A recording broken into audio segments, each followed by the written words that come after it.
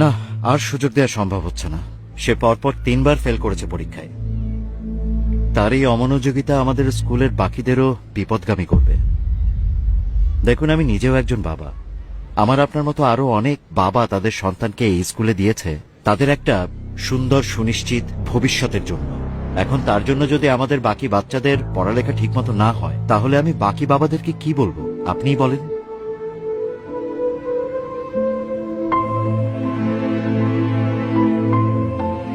Sir, শেষবার, আর একটা বার, মানে এরপর যদিও খারাপ করে আমি নিজে ওকে স্কুল থেকে নিয়ে চলে যাব।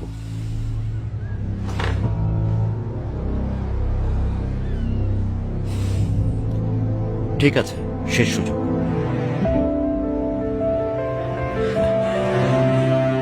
Thank you sir.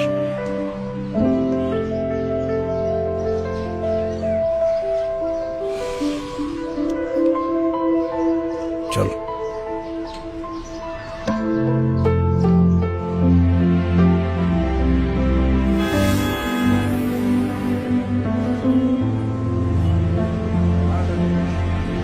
আমাদের দেশে গড়ে প্রতিদিন কতজন সন্তান জন্ম নেয় জানিস? প্রায় ৯,৫০০। আর প্রতিটা সন্তানের সঙ্গে জন্ম নেয় একজন বাবার স্বপ্ন। অফিসে বসে কাজ করা বাবা, রিক্সা চালক বাবা, খেতে কাজ করা বাবা, কিংবা কারখানায় ঘাম ঝরানো বাবা। কারো হাতে কলম, কারো হাতে রিক্সার হ্যান্ডেল, কিন্তু স্বপ্ন সবার এক, সন্তানের সুন্দর ভবিষ্যৎ। আর এই সন্তানকে মানুষ করতেই সবাই করে হাড় ভাঙা পরিশ্রম। সন্তানের জন্যই কেউ হয় এই শহরের পরিচ্ছন্নতা করবে, কেউ করে মালির কাজ, কেউ বা বাসার নিরাপত্তা রক্ষী, কেউ বা বাসের হেল্পার। ভাইজান ভাড়াটা দিয়েন।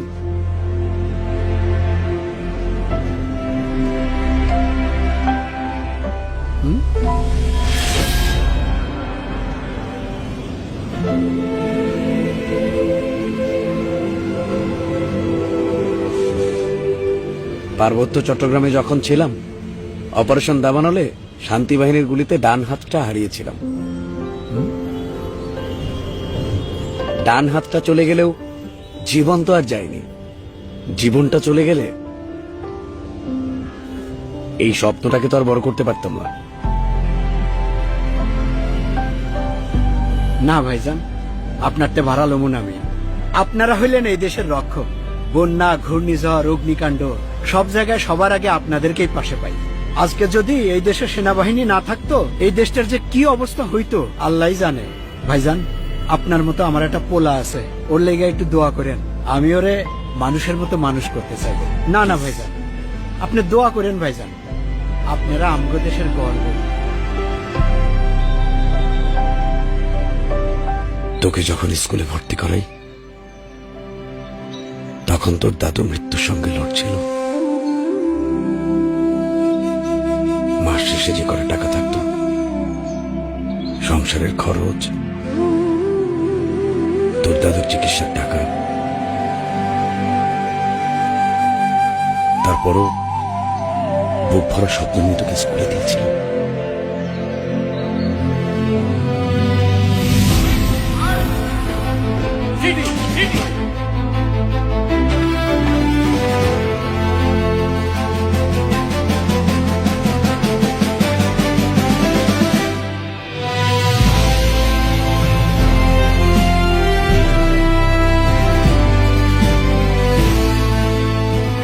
সেনাবাহিনীতে থাকতে মানুষের সম্মান পেতাম ঠিকই, কিন্তু আমাদের মাইনে ছিল খুবই সামান্য।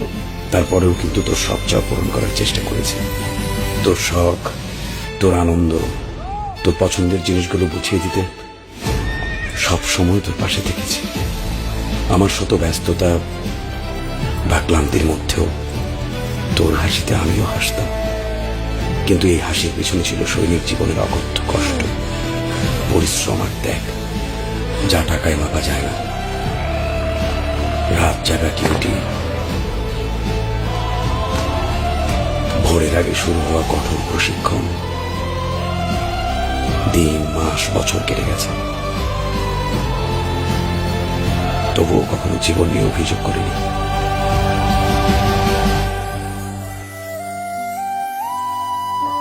কারণ আমার দুইটা প্রেরণা ছিল, তোকে নিয়ে আমার স্বপ্ন আর দেশের প্রতি ভালোবাসা।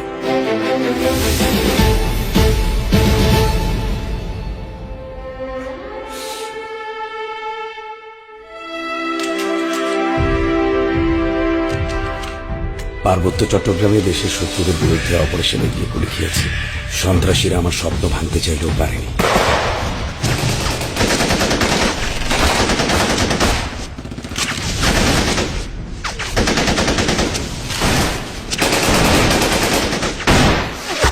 তবে ইউনিফর্মটা ছাড়তে হয়েছে।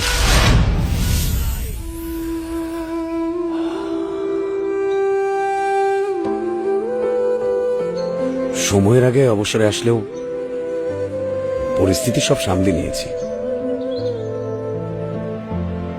সংসারের খরচ, বাজার ঘাট, তোর দাদুর চিকিৎসার টাকা,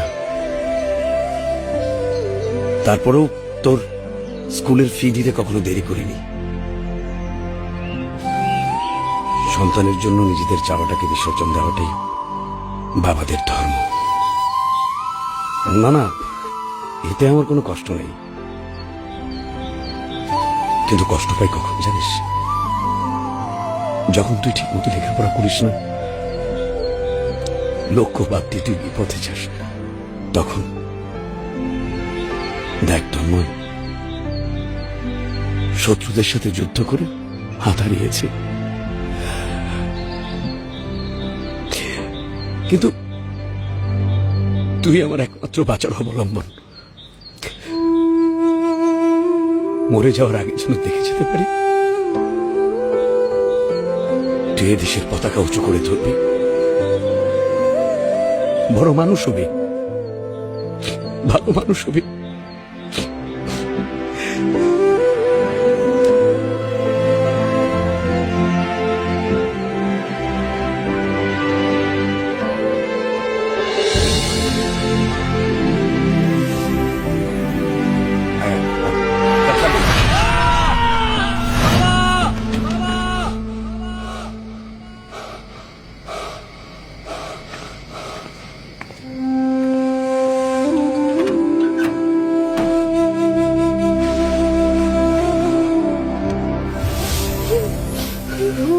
কি কি হয়েছে রে পাগল? সরি বাবা, এখন থেকে আমি তোমার সব কথা শুনবো বাবা। আচ্ছা, কি হয়েছে রে বোকা? কালকে না তোর পরীক্ষা, বাবা তোকে নিজে স্কুলে নিয়ে যাবে। হ্যাঁ, আমি হাঁটবো বলে তোমার স্বপ্নের পথে সাজিয়েছো বাবা তুমি আমার রাস্তাকে বাধাহীন রঙিন করে।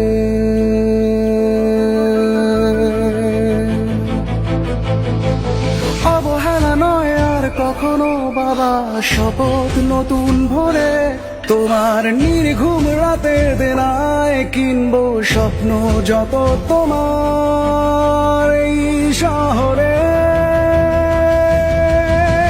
হারবে না তুমি নতুন প্রত্যয়ে, আমি হাতে দেব না তোমার স্বপ্নকে কখনো।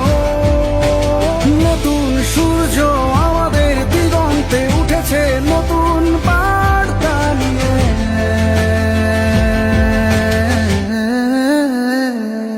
চলো ফিরি ফিরে